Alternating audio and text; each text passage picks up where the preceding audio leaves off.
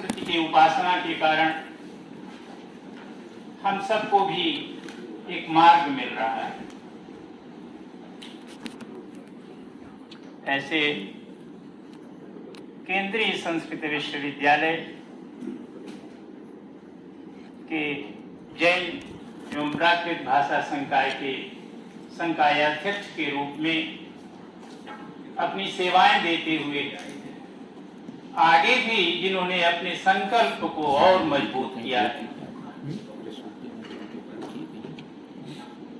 जिनके पुण्य के प्रसाद के रूप में आज ये मैती सभा यहाँ एकत्रित हुई है, ऐसे विद्वत वर्य माँ भगवती के अनन्य उपासक परम सम्मान्य आचार्य श्री अंश कुमार जी सिंघई जी, आज की सभा और भी गरिमा से युक्त है। अब तो नाम स्मरण ना करें तो कदाचित जो पुण्य मैं अर्जित करने वाला हूं उसमें जरूर कुछ न कुछ त्रुटि हो जाएगी, क्योंकि विशेष रूप से जयपुर में, राजस्थान में प्राकृत भाषा, जैन साहित्य और जैन विद्या के रूप में एक प्राध्यापक के रूप में जिनकी ख्याति है और जिनके पार्श्व में बैठने का मुझे आज सौभाग्य मिला है, ऐसे आचार्य अरुण कुमार जैन। अभी जिन्होंने अपने अभिनंदन से आचार्य सिंघई की कीर्ति का यशगान किया है, ऐसी विदुषी सम्मान्य राका जैन जी।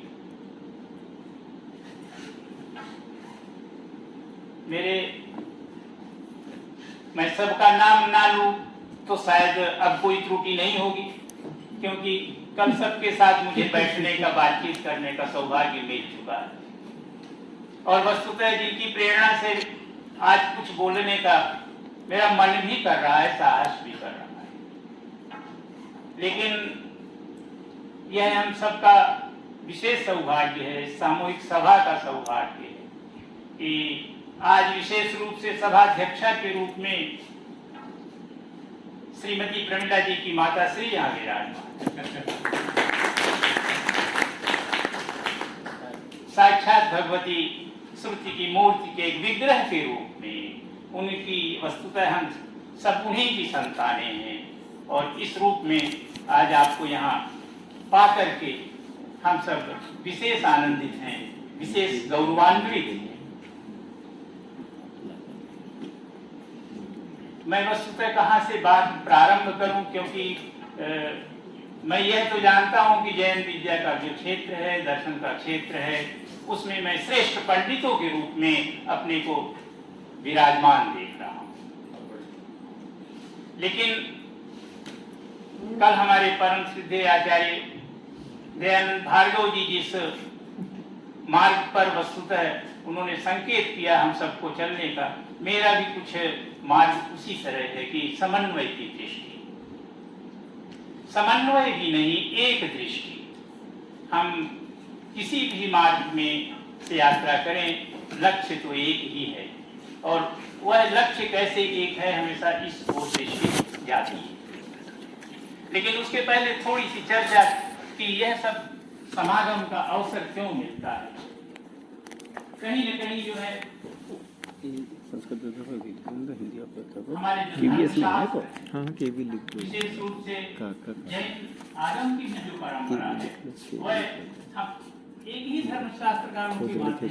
पांडे जी बैठे वो मैं जिस परंपरा का जिस गोत्र परंपरा का अनिल जी मतलब ब्रह्मचारी जिस क्षेत्र परंपरा का अभी अपना उसने जैन दर्शन, जैन साहित्य, जैन धर्म को इतना समृद्ध किया कि लगता है कि मेरे कुल का जो पुण्य है रहा और वह कोई और नहीं प्रथम गणधर इंद्रपुरी गौतम है। हम लोग जिस परंपरा में आते हैं, हमारे यहाँ गोत्र परंपरा, ऋषि परंपरा अपना प्रमुख स्थान है और उस ऋषि परंपरा में मैं गर्ग गोत्री हूँ, लेकिन हमारा संबंध जो है त्रिक में गर्ग गौतम और सांडिल्य से ज्यादा अधिक रहता है। मैं यह तो नहीं सकता कि हमारे प्रथम गणधर जो है वो प्राचीन है, या धर्मशास्त्र के प्रणेता महर्षि गौतम, जो धर्मसूत्र के प्रणेता है वो प्राचीन है, लेकिन गोत्र परंपरा तो एक ही है। आगे पीछे का कोई विशेष, मेरा ख्याल है कि गौतम जो है, महर्षि गौतम, क्योंकि 6वीं शताब्दी ईस्वी पूर्व के आसपास जो है गौतम धर्मसूत्र की रचना हो चुकी है। तो उस परंपरा में वो जो पहली बार जो है संस्कार को उपस्थित करते, और वो कहते हैं कि कुल मिला करके जो है वो 48 संस्कार होते हैं, जिसमें 8 संस्कार आत्मा के लिए होता है और 40 संस्कार जो है वो शरीर के लिए होते हैं, इस भौतिक शरीर के लिए होते हैं। उस परंपरा में बहुत सारे संस्कार जो हैं यज्ञ से जुड़े हुए हैं, जिसमें जो वैदिक में, और कुछ जो और संस्कार हैं वो स्मार्ट प्रयोग के लिए अर्थात गृहस्थ के लिए हैं। तो आत्मा का प्रधान संस्कार क्या है जो है, तो इस रूप में जो प्रतिपादन करते हैं, मैं सोहनलाल जी को देखा तो था मैंने, लेकिन नाम स्मरण नहीं किया। आप श्रेष्ठ आचार्य हैं, तो आपका वंदन करने से विद्या जो है कुछ न कुछ, मैं क्षमा याचना पूर्वक आपको प्रणाम करते हुए अभिनंदन करता हूँ। तो उसमें जो आत्मा का संस्कार है, वो आत्मा का संस्कार कैसे हो, तो आत्मा का संस्कार का जो मुख्य बिंदु है वो सत्य है, सत्य का संस्कार। तो इस विषय में जो है हारीत, एक दूसरे धर्मशास्त्रकार हुए, वो हारीत कहते हैं कि ये संस्कार ट्रांसफर कैसे होता है, क्योंकि यहाँ कुछ जो देख रहे हैं उसका भी तो वर्णन करना चाहिए। विद्या तो इतने विद्वानों के बीच में है, स्वयं संक्रांत हो जाएगी धीरे धीरे। मैं यही समझता हूँ कि विद्वानों की दृष्टि से, क्योंकि हमारे यहाँ जो दीक्षा की परंपरा है वो अध्ययन की परंपरा नहीं रही, वो दृष्टि की परंपरा रही। जो नेत्र दीक्षा है वो सर्वोत्तम दीक्षा है, और जो स्पर्श दीक्षा है वो न्यून दीक्षा है।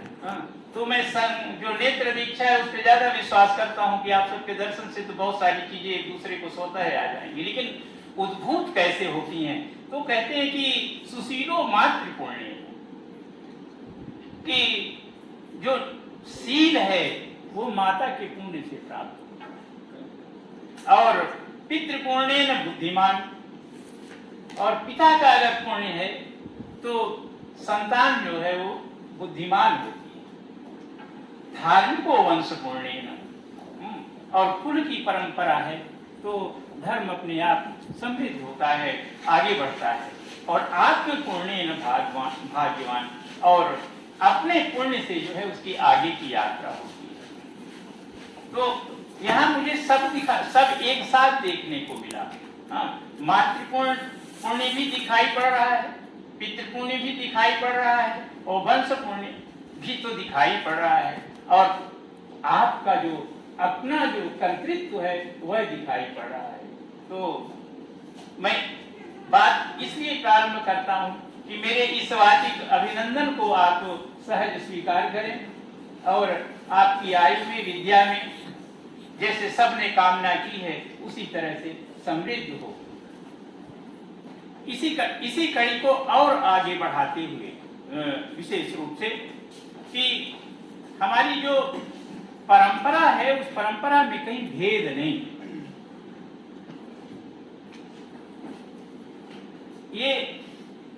ये बात अपने यहाँ परंपरा है कि 1 सहस्र बीत जाने पर भ्रम की संभावना हो जाए, भ्रांति जो है, भ्रांति संजायते, भ्रांति हो जाती है।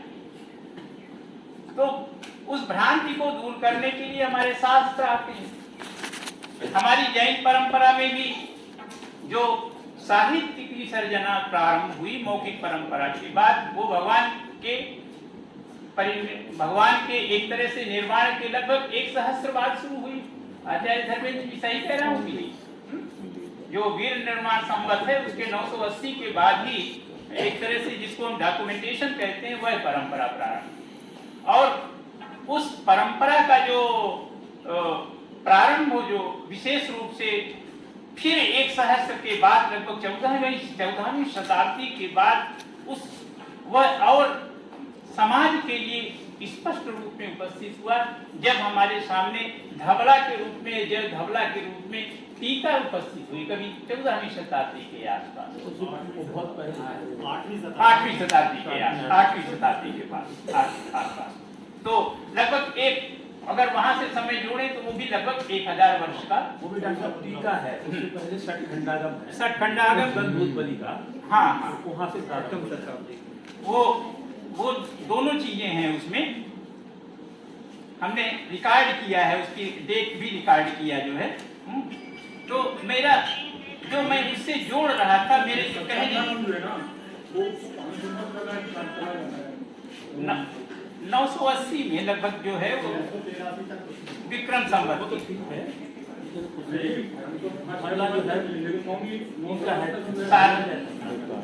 हाँ 7वीं शताब्दी में लगभग जब ये आप जो ठीक कह रहे हैं सठखंडागम और कसाई पहाड़ की और पहले हुए पहली शताब्दी के लोग कसाई पहाड़ों। मेरा जो कहने का तात्पर्य यह है कि जो आचार व्यवहार और विचार की और विधि की स्थापना है वो इन दोनों ग्रंथों के आने के बाद और समृद्ध हुई।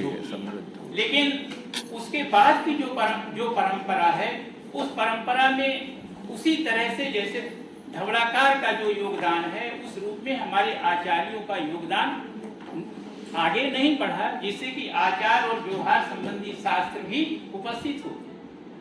उस दृष्टि से कल आपने जो मुझे ग्रंथ दिया वह ग्रंथ विशेष महत्वपूर्ण है।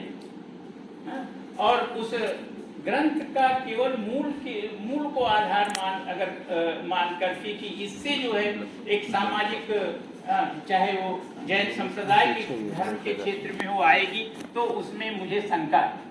इसलिए आपका जो दायित्व है वो उसके आगे बढ़ जाता है। अब आप अगर उसकी विभिन्न भाषाओं में अगर अनुवाद के साथ उसको प्रस्तुत करें तो आपने जो चर्या प्रस्तुत की है जिसके बारे में भार्गव जी ने विस्तार से बताया, अब उसको अगर आप करें तो मैं उसको जो है स्मृतिकारों के योगदान के संदर्भ में देखता, क्योंकि जो भारतीय विद्या का जो प्रसार चाहे वो वैदिक परंपरा में हो जैन परंपरा में हो कहीं न कहीं वो न्यून पड़ता दिखाई पड़ता है। उसका कारण केवल यह रहा कि समाज में हमारे ग्रंथों की उपस्थिति नहीं हुई। सारे के सारे जो ग्रंथ हैं अभी भी जो ग्रंथ हैं जो है वो या तो मूल संस्कृत में है या संप्रदाय में प्राकृत भाषा में है। तो परंपरा जो है वो दोनों रूप में प्रस्तुत करती है, जिसको हम पूर्व कांड के रूप में कहें या पूर्व मीमांसा के रूप में कहें या उत्तर कांड या ज्ञान मीमांसा उपनिषद के रूप में कहें। वहां भी एक गैप चला आ रहा है, एक भ्रांति चली आ रही है।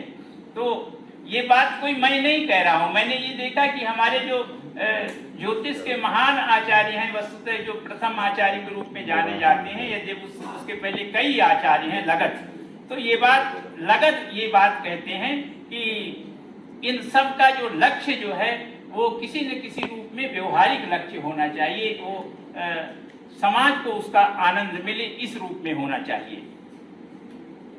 एक बात और यह है कि वस्तुतः इतिहास में यह कहीं नहीं है कि यज्ञ का जो स्वरूप है वो मानव के द्वारा या मनुष्य के द्वारा विकसित हुआ जो है।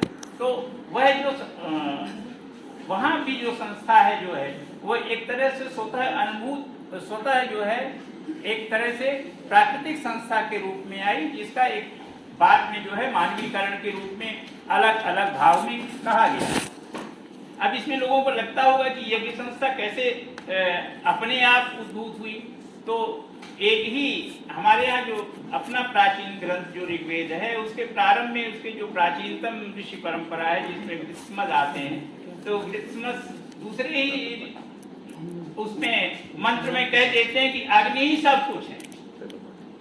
अग्नि ही ऋत्विक है, अग्नि ही अध्वर्यु है, अग्नि ही होता है, अग्नि ही उद्गाता है और अग्नि ही ब्रह्मा है।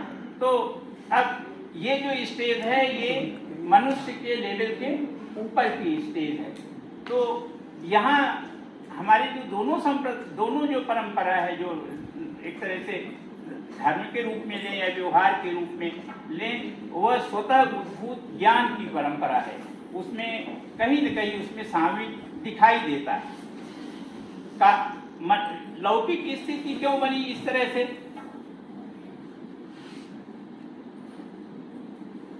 कल मैंने चर्चा की इसकी कि हमारी जो दोनों परंपराएं हैं उसमें जो द्वंद्व एक तरह से जो मिथुन है, वह मिथुन चाहे पाप पुण्य का हो, स्वर्ग नरक का हो, राग द्वेष का हो, चित अचित का हो, चाहे ज्ञान या अज्ञान का हो, सब दोनों स्थितियों में जो है दोनों में बराबर है, कहीं उसमें अलग नहीं है। तब जो ये निवृत्ति का जो मार्ग है, चाहे या जो उपासना का मार्ग है या जो भक्ति का मार्ग है, ये किसी न किसी रूप में बराबर दृष्टि से समाज में प्रवहमान हुआ जो है, उसमें जो भाव थे, मूल जो तत्व थे, वो उसकी भंगिमा एक ही थी, वह अलग नहीं थे। और उसका कारण यह था कि दोनों जो परंपराएं हैं उसमें धर्म का जो स्वरूप जो उपस्थित हुआ वो केवल 3 बिंदुओं से हुआ। एक तो सत्य का स्वरूप और अहिंसा के रूप में उसकी प्रस्तुति, और एक हुआ अभय के रूप में स्थिति। सारी की सारी जो चिंता हुई जो है वो क्या हुई? अभय प्राप्त करने की चिंता हुई। अभय का अर्थ इस रूप में नहीं रहा कि हमसे कोई ना डरे, दोनों भाव है, ना हम किसी से डरे, संचनो अभयंचन, हमारा भी कल्याण हो और हम अभय प्राप्त करें। ये दोनों जो है एक तरह से ज्ञान तत्व में एक समान रूप से उपस्थित हुआ, और इसी के कारण सारे नियामक तत्वों की उपस्थिति हुई। तो नियामक तत्व की जो दृष्टि है, वह दृष्टि जो है एकदम बराबर रूप में चलती रही और इसका समाधान जो है, क्योंकि हमारे यहाँ एक जो अद्वैत की जो परंपरा है, उसमें उस अद्वैत परंपरा में एक तो हमारा शंकर का अद्वैत है, दूसरा अद्वैत दर्शन के रूप में देखते हैं। एक भगवान भट्टिहरि का जो है शब्दाद्वैत है, शब्द अद्वैत है, और दूसरा हमारी जो कश्मीर की जो परंपरा है उसमें शिवाद्वैत के रूप में देखते हैं। तो भगवान भट्टिहरि इसका समाधान बहुत ही अच्छे ढंग से कर देते हैं। कहते हैं एकोपि अनेक वर्तमायु पृथक पृथक समानातः। अब वो जो पृथक समानाता का जो स्वरूप प्रस्तुत करते हैं वो इस रूप में करते हैं कि हमारी सारे जो तत्व जो हैं वो एक हैं, हम उनकी अलग अलग व्याख्या के रूप में उसको प्रस्तुत करते हैं, उसमें कहीं कोई भेद नहीं है। अब ये भेद जैसे ब्राह्मण के द्वारा प्रवर्तित जो है जो वाक है, वह वाक को अलग नहीं हो सकती, कि वाक में भी भेद हो सकता है। जो वाक कहिए या उसमें वाणी के रूप में कहिए या उसको सृष्टि कर्त्री के रूप में कहिए, तो वैसे ही हमारी श्रवण परंपरा है जो है, यह श्रवण परंपरा हमारी, इसका योगदान वैदिक परंपरा से एक प्रस्थान और आगे बढ़ता है। इस रूप में आगे बढ़ता है कि यहाँ जो अभी तक जो वैदिक परंपरा में एक तरह से असी मसी कृषि और वाणिज्य का जो क्षेत्र था वह उतना तेजी से आगे नहीं बढ़ रहा था। यह हमारी श्रवण परंपरा ही है जिसने पहली बार जो है एक तरह से लेखन परंपरा का एक बीजारोपण किया। सबसे पहले हमें जो हमारी भारतीय विद्या को एक तरह से विस्तारित करने का जो उल्लेख मिलता है, अगर मैं सही कह रहा हूं तो आचारांग में मिलता है, जहाँ पहली बार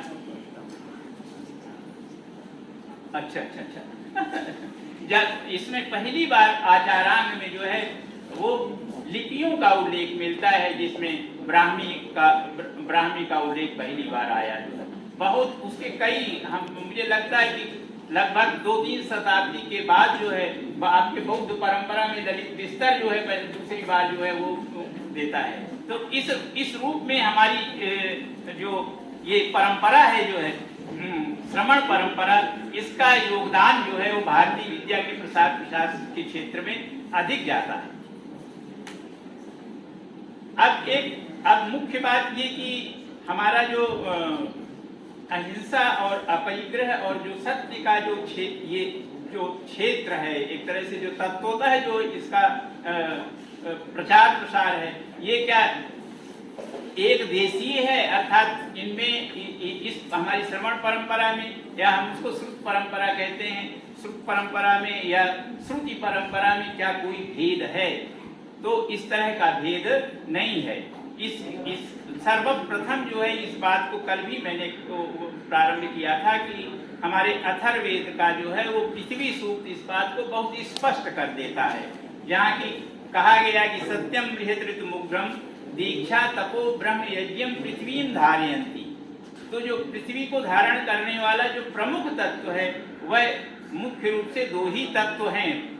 अगर हम 4 को छोड़ भी दें, दीक्षा तप यज्ञ उसके अंग हो जाते हैं ऋत और सत्य के। ऋत और सत्य जो हैं एक दूसरे के पूरक तत्व के रूप में है।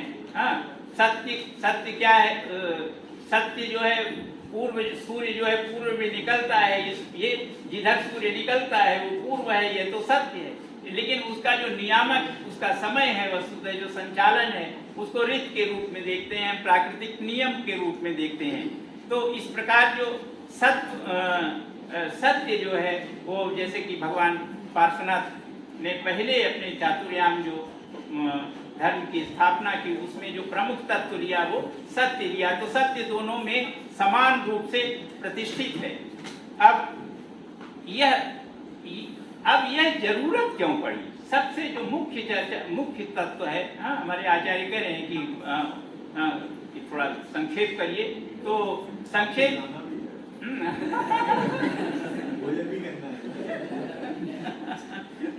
तो अब वो मैं करूं क्या कि मैं ऐसे गुरु का चेला हूँ जो है जिनको चार्ज होने में 20-25 मिनट लगता है। हमारे पूज्य गुरु जी प्रोफेसर गयाचरण त्रिपाठी जी जब बोलना शुरू करते हैं तो 15-20 मिनट लगता ही, कुछ बोलेंगे नहीं जो है, तो धीरे धीरे विषय को पकड़ने में। लेकिन मैं इसको यही वो करता हूँ कि मुख्य रूप से तत्व जो सारे अलग जो है एक तरह से ज्ञान तत्व के प्रचार प्रसार की आवश्यकता होगी, कि इसमें मुझे संकोच नहीं, मैं वेद का ही अध्ययन में उसी के सेवा में लगा। लेकिन जो वैदिक परंपरा जो है एक क्षेत्रीय परंपरा हुई, वह एक शास्त्रीय परंपरा हुई, उसका लोक का पक्ष जो है वो कहीं न कहीं लोक से हटता चला गया, क्योंकि हमारी यज्ञ संस्था इतनी कॉम्प्लिकेटेड संस्था थी। उसमें केवल अग्निहोत्री का ही प्रवेश था, लोक में सामान्य का भी प्रवेश नहीं हो सकता। अग्निहोत्र धारण करना सबसे बड़ा व्रत है। इस समय भारत में मतलब अभी केवल दहाई की संख्या में ही अग्निहोत्री हैं। वो ऐसा नहीं है कि 100 से ऊपर संख्या हो, क्योंकि इतना बड़ा व्रत है। जबकि हमारे जो तत्वतः जो हमारा ज्ञान सबको मिलना चाहिए था वो उस रूप में नहीं मिल पा रहा था। और इसका श्रेय जो है निश्चित रूप से जो है हम भगवान महावीर स्वामी और उस परंपरा को जाता है कि उन्होंने जिस प्रकार से सत्य को, जिस प्रकार से अहिंसा को और अपरिग्रह को, जितने मैं अपरिग्रह के बारे में जब मैं सारे शास्त्रीय पक्ष में देख रहा था तो लगता है कि कितना एक तरह से कितनी सहजता के साथ कोई भी स्वीकार कर सकता है। यह सब जो है हमारे जैन परंपरा की देन है जो है। और वह परंपरा जो शास्त्र में थी अब वह लोक में केवल श्रवण परंपरा के सामने से प्रतिष्ठित हुई। इस विषय पर हमें आनंद जी ने एक विस्तृत लेख देने के लिए कहा है। मैं निश्चित रूप से जब ये ग्रंथ छपेगा तो वैदिक धर्म के परिप्रेक्ष्य में शुद्ध परंपरा में सत्य, अहिंसा और अपरिग्रह एक आपको जो सामग्री सारी उसकी तैयार हो गई है वो मैं आपको प्रस्तुत करूंगा। आज मेरे लिए यही सौभाग्य है कि आप सबका दर्शन हुआ। और अब ये सभा एक तरह से अपने पूर्णता को प्राप्त कर चुकी है और ऐसे में छोड़ना भी नहीं अच्छा लगता। लेकिन हाँ जाना है तो मैं यहीं विराम लेता हूँ और पुनः आप सबका अभिनंदन करता हूँ। एक ही घंटा सभी बहुत बहुत धन्यवाद आदरणीय शुक्ल सर। हम सभी कृतार्थ हैं आपके